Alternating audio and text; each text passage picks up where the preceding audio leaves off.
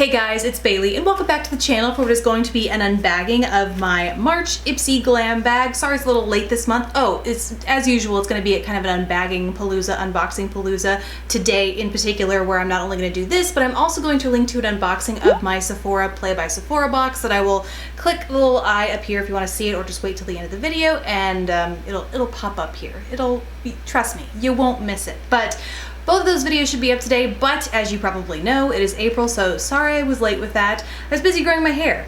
Not really. That was a bad joke. These are clip-in extensions, but for those of you who are probably thinking, is she doing something different with her hair? I did. These are clip-ins. I'm getting, a lot of you will know if you're not new to the channel. If you are new to the channel, welcome. Thank you so much for being here. Please subscribe if you haven't already.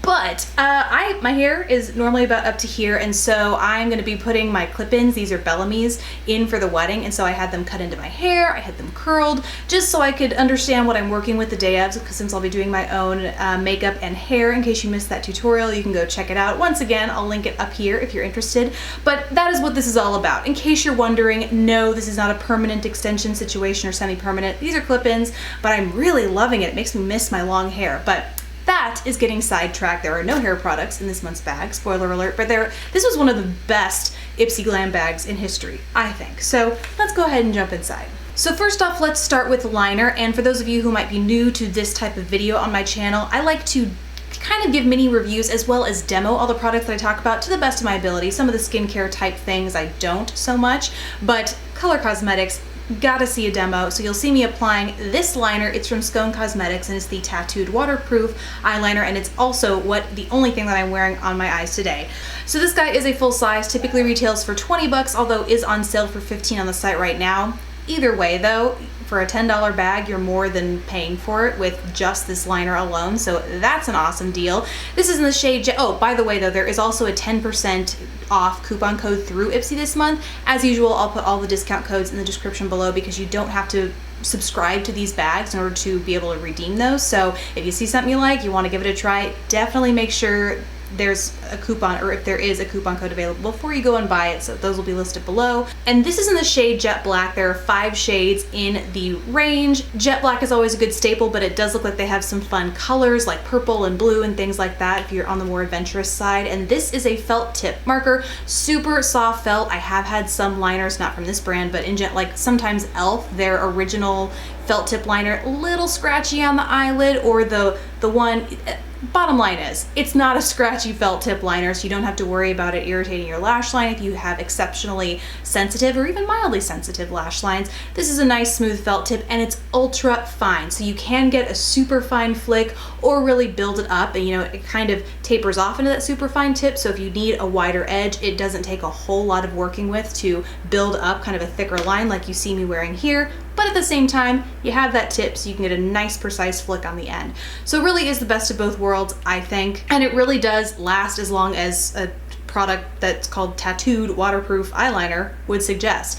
I didn't notice this smudging or flaking or fading at all throughout the day, and it doesn't take a whole lot of building to get this kind of jet black finish. The one thing some people might not be absolutely in love with is you can kind of see on my eyes right now there's a very subtle sheen to it. It doesn't dry down completely matte black. It dries to kind of a little bit of a vinyl finish, not super shiny, and definitely doesn't dry down in one piece like some of those uncomfortable liquid eyeliners can. It's, feels really comfortable on the lid, but you can see there's just a hint of sheen. So if that's not your bag, this might not be your liner, but overall, I think it's a really nice liner for those who want some versatility and some serious staying power. Let's move on to cheeks. There were actually 2 really compatible products in this month's bag. Once again, another full size. This one is from Pixi, and it's their Beauty Blush Duo in Rose Gold. You can see on one side here you have a very pale pink that I'll show applying, and then on the other you have this beautiful pearlescent highlight with pink undertones to complement the baby pink. I'm wearing them right now. And typically this retails for $18, so it's a huge deal to get in this month's bag. Wears beautifully, gives, like I can't get over this highlight, it's absolutely gorgeous. The one downside I would say is that considering it's called a Beauty Blush Duo, this is not much of a blush on my, I don't exactly have a summer bronze going on. This is kind of my relatively normal skin tone. And so if you're not fair, I really think you might have a little bit of a challenge building this up so it really truly shows up as a blush. A lot of people beyond fair or light skin tones might find that both of these are highlighters. The pigmentation in the pink is soft enough to where it wouldn't look odd having a pink this shade at the top of your cheekbones. So that might be just one challenge that people struggle with, is figuring out where this fits in, because this is very obviously a highlighter, but if this is a blush, it really only works for so many, like a really narrow range of skin tones. And I think the same would probably be true for the other shade that's available, which is Peach Honey. Both of them look very similar in kind of intensity on the blush side, so just something to be aware of in the event you are thinking of trying this out yourself. Then to apply that, I use this brush from Me. This is a UK brand, which explains why I don't have a ton of experience with it, but this is the loose powder brush, and after looking on their site, typically retails for 14 pounds. But on the site, it looks a lot bigger. So it was kind of nice to see this in person, because I picked this up and thought it's definitely a blush brush just because of the size.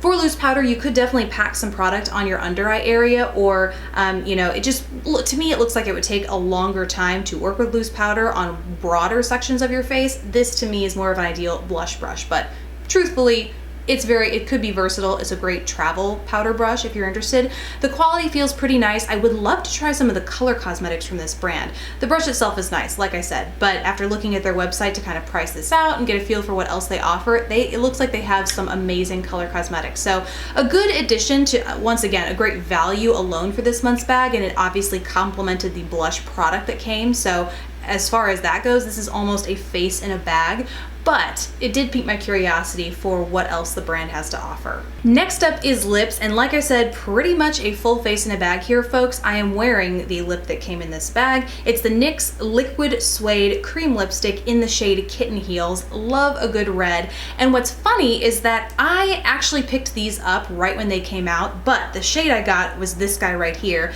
It's the shade Life's a Beach, and the reason you've never heard me mention these on the channel, I wasn't really a fan. This showed up patchy on me.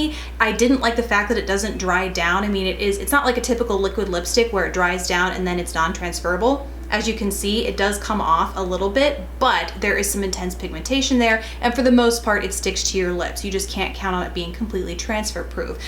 So between that, expecting it to be a liquid lipstick when it wasn't, and then to have this shade appear as splotchy and just it not as consistently as I would have hoped it to, kind of ruined it for me, and I just didn't feel like I really wanted to talk, wasn't excited about them, so I didn't talk about them. This shade, however, wanted to give it another go, because so many collections, most times in collections, there can be an occasional dud.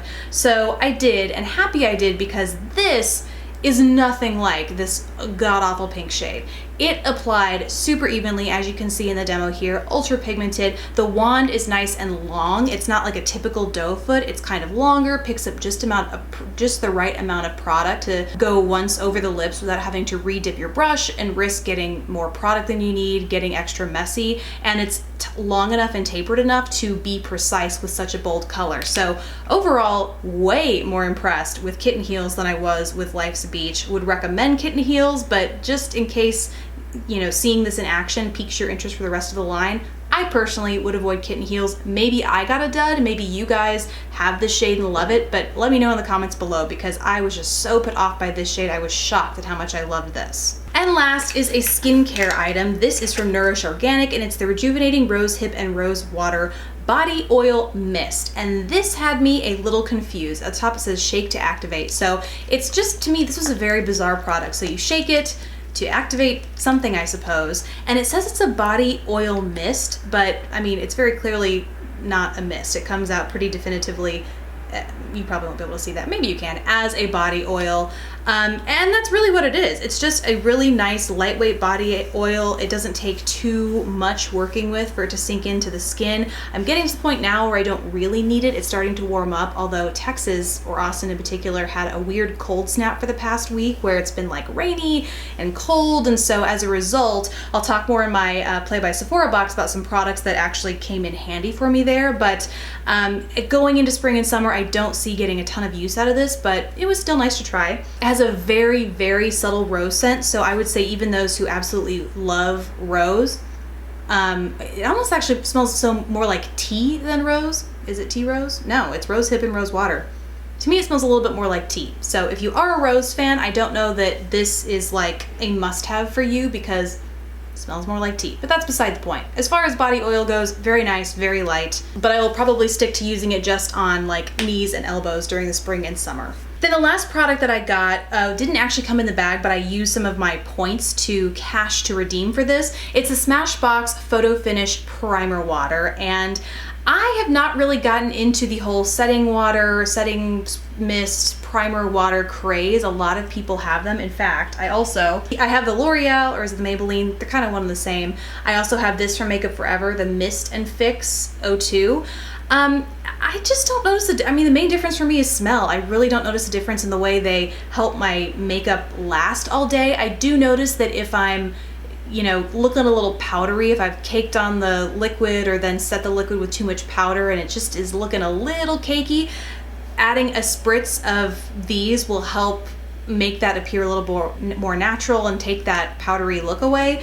But they're kind of even. It's a level playing field for me as to which one performs better. None of them do. I reach for one and it works the same as if I reach for the other. So let me know if you find one of these or any other setting spray more useful. I know a lot of you love Skindinavia or the Urban Decay, which I think are one of the same formula-wise, because in my wedding makeup tutorial, I did not use a setting spray pretty much for the reasons that I listed here. I just don't notice them having an effect on the lasting power, and most of you mentioned loving the Urban Decay or Skindinavia, and so I do know a lot of you guys use these, so if you could just inform me on maybe I'm doing something wrong, I don't know. I've tried them under my makeup, over my makeup. Really the only difference I see is, like I said, if I get a little bit too powdery up in here.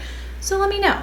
Let me know in the comments below. But I was happy to get to try it, and this was a really nice size, a good travel size to have in the event I ever actually do find a super serious need for it. So that is all that came in my Ipsy Glam bag. I really hope you guys enjoyed this, hope learning about these new products and seeing them demoed out. Don't forget, if you're interested in seeing what came in the Play by Sephora box, where you'll find more of the same reviews and demos, all that kind of stuff, click the eye up here or the link in the description bar below. But besides that, guys, thank you so much for watching. Please don't forget to subscribe if you haven't already, and I will catch you in the next video.